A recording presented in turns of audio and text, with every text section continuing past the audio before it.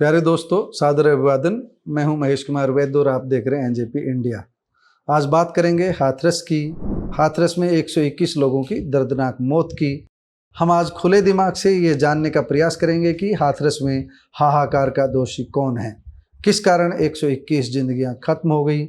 आप पूरा वीडियो सुनिए, खुद से सवाल पूछिए, सिस्टम से भी और खुद भी सवाल पूछने की हिम्मत जुटाइए। दोस्तों, हम इसे सत्संग भी नहीं कहेंगे, हम यह भी नहीं कहेंगे कि सत्संग में जुटी भीड़ में भगदड़ मचने से ऐसा हुआ। हम सिर्फ ये कह सकते हैं कि खुद को भगवान बताने वाले एक व्यक्ति के पाखंड के कारण जुटी भीड़ भी इस हादसे के लिए जिम्मेदार हैं, और लोगों के मन में धर्म का डर बिठाकर उन्हें अपने पास खींचने वाले धर्म गुरु भी।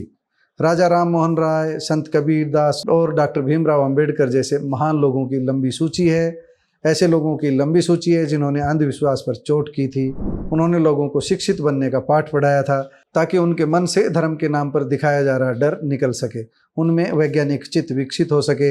हम यहाँ पर धर्म शब्द को लेकर जो कुछ कह रहे हैं वह कुछ लोगों को चुभ सकता है, लेकिन हम स्पष्ट कर दें कि हम असली धर्म व धर्म के खिलाफ कुछ भी नहीं कह रहे हैं। हम धर्म के डर की बात कर रहे हैं।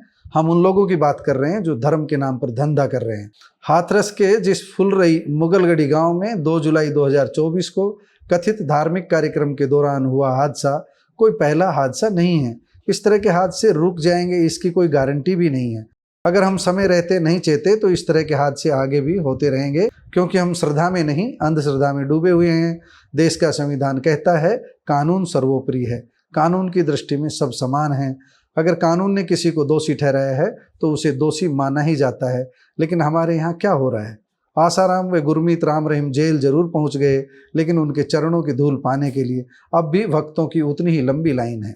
ये क्या हो रहा है? नवीन जिंदल ने अपने चुनाव में खुलकर कहा कि उन्हें पिता यानी राम रहीम का आशीर्वाद मिला है। अब ऐसे में दो ही बात हो सकती है, या तो हमारे न्यायालय सही न्याय नहीं कर पा रहे हैं और झूठे फैसले दे रहे हैं और धर्मगुरुओं को जेल भेज रहे हैं, या हम अपने स्वार्थ में अपने धर्म के कारण अपने राजनीतिक लाभ के लिए इतने अंधे हो गए हैं कि अपने न्यायालय से दोषी ठहराए जा चुके लोगों को भगवान मान रहे हैं। अगर हम न्यायालयों के फैसलों पर इस तरह बर्ताव करेंगे तो फिर बच क्या जाएगा? लोकतंत्र में न्यायालय का फैसला ही तो सर्वोच्च माना गया है। क्या भीमराव अंबेडकर जैसे महान नेताओं ने यही ज्ञान दिया था आपको? जब तक धर्मगुरुओं और राजनीतिज्ञों का गठजोड़ रहेगा, ऐसे हादसे होते रहेंगे। अंदर बैठा धर्म का डर निकलेगा तो हादसे भी नहीं होंगे, क्योंकि तब पाखंडियों के आगे भीड़ नहीं जुटेगी। जिसे देखिए वही धर्म की दुकान खोलने में, सजाने में लगा हुआ है। दूसरों को माया से मुक्ति की शिक्षा देने वालों के पास माया के ठाठ तो देखिए। दूसरों को कहते हैं कि गुरुकुल अच्छा है, संस्कृत की शिक्षा अच्छी है।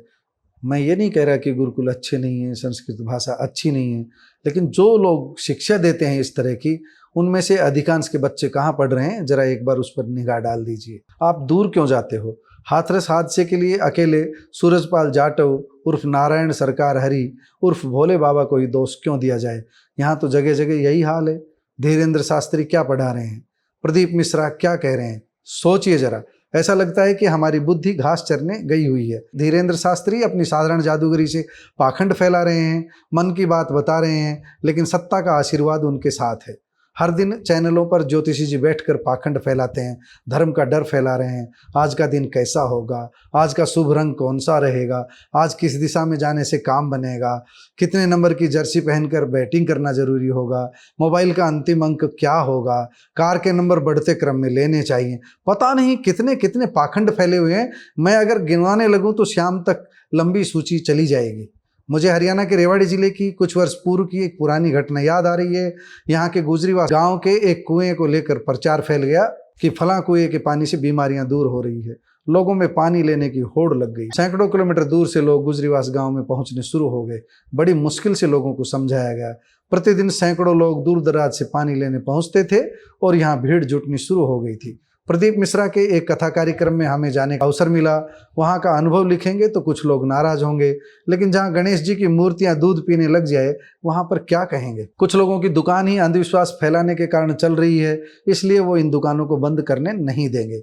आज एक नया विवाद भी समाचार पत्रों में छप रहा है। कल एक नया विवाद भी हमने समाचार पत्रों में देखा। दैनिक भास्कर की एक रिपोर्ट के अनुसार प्रदीप मिश्रा की राधा रानी पर टिप्पणी का विवाद अभी शांत भी नहीं हुआ था कि अब निरंजनी अखाड़े के महामंडलेश्वर ब्रह्म ऋषि कुमार स्वामी ने भगवान कृष्ण के चरित्र पर विवादित टिप्पणी कर दी है। रिपोर्ट के अनुसार उन्होंने कहा है कि श्री कृष्ण की 16,108 रानियां थी और वह चरित्रहीन थे। आप भास्कर की रिपोर्ट अपनी स्क्रीन पर देख भी सकते हो। दोस्तों, हम इस तरह की बहस में पढ़ना ही नहीं चाहते, क्योंकि हम जानते हैं कि धर्म अंदर की बात है। जो अपने माता पिता की सेवा नहीं कर सकता, वह क्या किसी आश्रम में जाकर सेवा कर सकता है? जिसके भीतर करुणा नहीं, क्या उसे धार्मिक कहा जा सकता है? क्या उसे धर्मगुरु कहा जा सकता है? जब तक समाज अंधविश्वास से मुक्त नहीं होगा, तब तक धर्म के नाम पर दुकान चलती रहेगी, लेकिन वहाँ धर्म नहीं होगा। दोस्तों, विज्ञान में ऐसे ऐसे उपाय हैं जिससे बिना माचिस के अग्नि प्रकट हो जाती है। इसमें ग्लिसरीन के साथ एक खास पदार्थ लेना पड़ता है। कुछ पाखंडी इसी तरह अग्नि प्रकट करके कहते हैं कि हवन में अग्निदेव अपने आप प्रकट हो गए। कुछ लोग नींबू में से खून निकालते हैं। अगर कटेली के रस लगे चाकू से नींबू काटा जाएगा तो लाल रंग का रस निकलेगा। बहुत लंबी सूची है इस तरह के पाखंडों की। भभूत के नाम पर कुछ भी चमत्कार दिखाया जा सकता है। जिस दिन यह बात समझ में आ गई, चमत्कार तब तक ही चमत्कार है जब तक कि विज्ञान के आधार पर उसका भेद समझ में नहीं आता। इस मामले में जादूगर बहुत भले आदमी हैं। वह कम से कम स्वीकार तो करते हैं कि यह हाथ की सफाई है। हाथरस मामले में पुलिस ने भोले बाबा के खिलाफ प्राथमिकी दर्ज नहीं की है, लेकिन समारोह के मुख्य आयोजक देव प्रकाश व अन्य के खिलाफ प्राथमिकी दर्ज हो चुकी है। कुछ गिरफ्तारियां भी आज हुई है। इस मामले में हमारा दृष्टिकोण हादसे के तात्कालिक कारणों पर नहीं टिका है। यह काम जांच अधिकारियों का है। जांच अधिकारी बताएंगे कि किस तरह हादसा हुआ, लेकिन हम परमानेंट कारण बता रहे हैं। जिस चमत्कारी पानी को पाने के लिए होड़ लगी, जिस धूल को पाने के लिए मन में अंधविश्वास बैठा हुआ है, उस डर को निकालने की जरूरत है। स्कूलों में अंधविश्वास दूर करने की जरूरत है, लेकिन ऐसा हो नहीं रहा है। इसी कारण तेजी से धर्मगुरुओं व कथा सुनाने वालों की भीड़ बढ़ रही है। एक ऐसी भीड़ जिसका दिमाग गिरवी रखा जा चुका है। कबीर को सुनिए, उन्होंने क्या कहा था। कांकर पाथर जोरी के मस्जिद लई बनाए, ता चढ़ी मुल्ला बांग दे, क्या बहरा हुआ खुदाए। उन्होंने यह भी कहा था, पहान पूजे हरि मिले तो मैं पूजूं पहाड़, ताते तो चाकी भली पीस खाए संसार। एक व्यक्ति ने राम मंदिर के बारे में हमसे एक बेहद गंभीर सवाल कर दिया। उन्होंने पूछ लिया, अयोध्या में जो प्रतिमाएं अपने आप प्रकट हुई थी, उनकी पवित्रता अधिक थी या बाद में जो प्रतिमा बनवाई गई उसकी पवित्रता अधिक थी? वह बोलते जा रहे थे, हम सुनते जा रहे थे। वह बोलते गए, कहने लगे, जब पवित्र प्रतिमाएं प्रकट हुई थी तो उन्हें ही गर्भगृह में क्यों विराजमान नहीं किया गया? दूसरी प्रतिमा क्यों बनवाई गई? हम क्या कहते? हम तो ये मान ही नहीं सकते कि प्रतिमाएं प्रकट भी हो सकती है। हम इसी अंधविश्वास पर ही तो चोट कर रहे हैं। अगर आप एक बार बाबा साहिब डॉक्टर भीमराव अंबेडकर की 22 प्रतिज्ञाएं सुन लेंगे, पढ़ लेंगे, तो आपको पता लग जाएगा कि वह अंधविश्वास के कितने खिलाफ थे।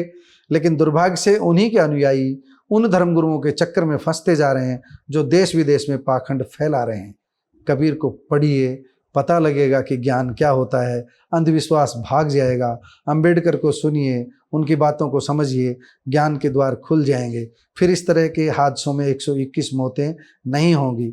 इनको बाबा मत कहिए, इन्हें संत मत कहिए। घर में माँ है ना, पिता है ना, आपके पड़ोसी हैं, उनकी चिंता कीजिए, उनकी सेवा कीजिए। अपने गांव में मोहल्ले के निर्धन व्यक्ति का दुख बांटिए। असली धर्म यही है। हाथरस हादसे पर आज इतना ही। कुछ नई बातों के साथ फिर हाजिर होंगे। धन्यवाद।